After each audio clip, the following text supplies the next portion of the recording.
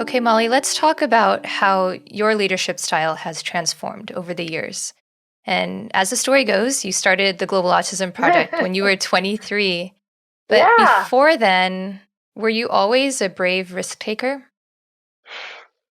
Um, I was definitely one of those strange kids who presumed myself in charge of whatever it was. I think in third grade, I let the teacher know that she could go ahead and leave the room and I would quiet down the children.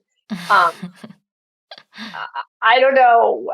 I don't know. I just don't know where that comes from. And I was definitely sort of a ringleader, right? Like when I was in sixth grade, I created an after school haunted house activity. It was an after school activity because I'd met a friend who lived walking distance from the school, and it was literally a haunted house open to the public. I wrote an article, put it in the newspaper, and people came. There's not much to do in a small town, and the parents of the kids would come and they'd say, like, oh, who's in charge of this? And I was like, that's me. I'm the haunted house director. And I was like 11, or 12, I don't know, sixth grade. So to answer your question, yes, and um, that was sort of what I thought leadership was, right? It's just kind of like being in charge of a group of people. I had a extensive background in summer camp. They start leadership training and development when you're literally 14 years old, right?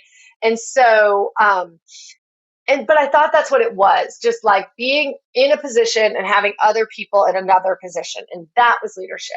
And so as I started the Global Autism Project, and when we started running trips and we had people, taking people out, it was like I thought that leadership was just you're in charge, you listen, like a Hmm. very simple.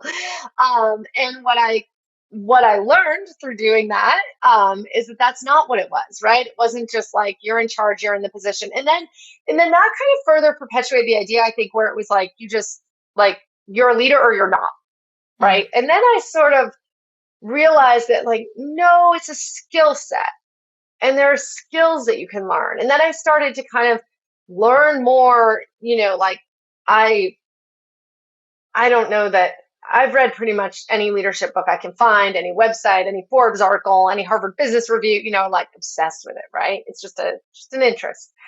And so then I thought, okay, yeah, it's a skill set. It's something that we can teach others to do. And what I have come to learn at my advancing age here, what I have come to learn 17 years in, and really in a way like 25 years in of leadership training and development, is that yes, it's a skill set, and there's no amount of skill that's going to create you as a leader, right? Like, really, leadership is an inside job. And I think that's what I have come to learn about leadership is that it's an inside job. And you need to really look at where am I not even a leader in my own life? Where are Hmm. things not working or not working as well as I want them to? Where are things falling apart around me? Where are things, and really it's it's yours. It's something that, you decide that you're a leader. You decide Hmm. what your leadership looks like.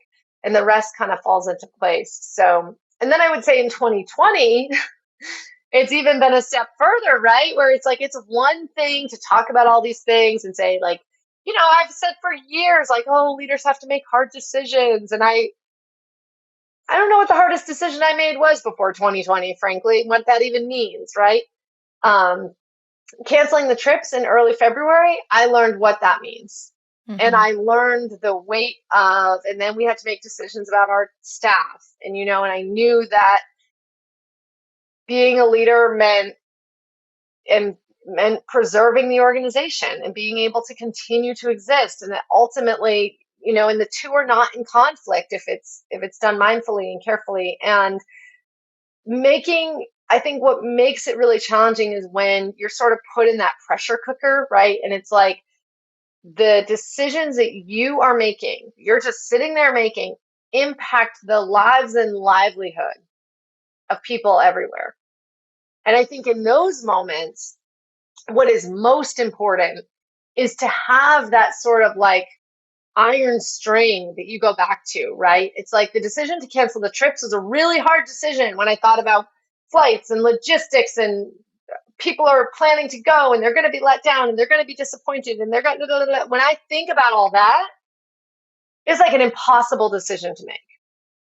But when I think about like who I am as a leader, what is essential on skill core trips? What is the most important thing is people's health and safety.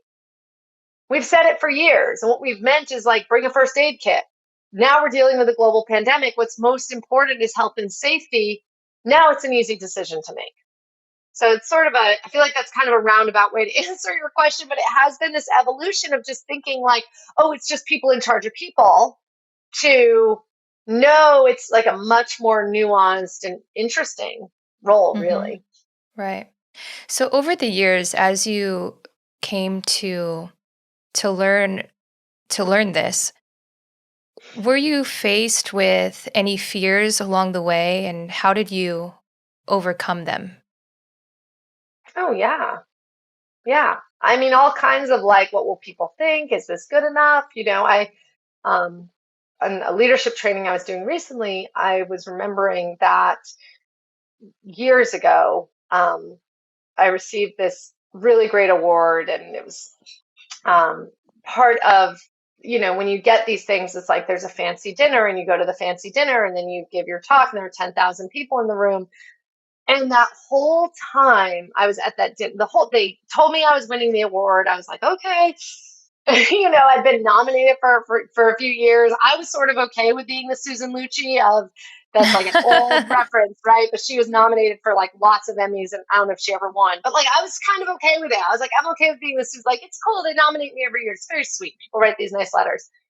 And then I won it, and I was like, no, no, no, no. Like you have the wrong person, right? Like what even? And so I cannot remember who I was sitting next to at all, but I can remember everything else about the room. It was like this really fancy room, this really fancy dinner. And I'm sitting there, and they're like, yeah, I've been following your work. It's like so great what you're up to. And I was like, I don't know who the person was that I felt like I could trust them. And I was like, listen, like, we are making so many mistakes. Like, we haven't figured this out. And he was like, yeah, of course you are. You're literally the only person trying to do it on the planet. And I was like, oh, it was like I'll never forget that moment. It was like, oh my gosh. And I'm sitting here being like, I hope these people don't find out that we're making mistakes. Mm-hmm.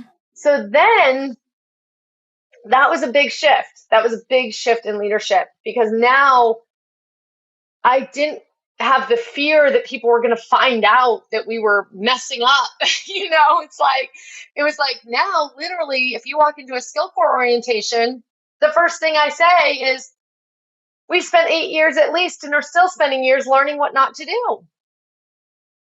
And Mm-hmm. a value in our organization is to embrace failure. And really embrace it. Like, it's like fail fast, learn faster. This is great, And I think just really getting present to that fear and looking it straight in the face, right? Like Right. I could be here 17 years later doing this podcast from that same place of like, oh my God, I hope they don't find out that we've messed up. It's like, no, I'm like, oh, we like really messed some stuff up along the way. Of course we did. You're literally Mm-hmm. the only organization trying to do what we're doing. And even if we weren't, of course we did. We're human beings, Yeah. So I think there was a big kind of like imposter syndrome, fear of being found out. When I started the organization, I hadn't finished my undergrad, and I was okay with people knowing that. And I knew the second I told them, they were done listening. And what I realized later on is that like I decided they were done listening. They Yeah. weren't done listening. That's just a decision that I made. So I think really when you really look at those fears, and then you just say them, and you just recognize that like, oh, that was over here with me. Like literally, I would say like, oh, well, I haven't finished my undergrad. And then I would make the decision that they weren't listening anymore. But I made that Mm-hmm. up. So I think, yes, there have been a lot, and also I made them up. Yeah. And it's empowering when you realize that, because then you don't have to believe it Yeah. anymore. Yeah. Yeah. You're like, I wrote that. Someone have an eraser, please.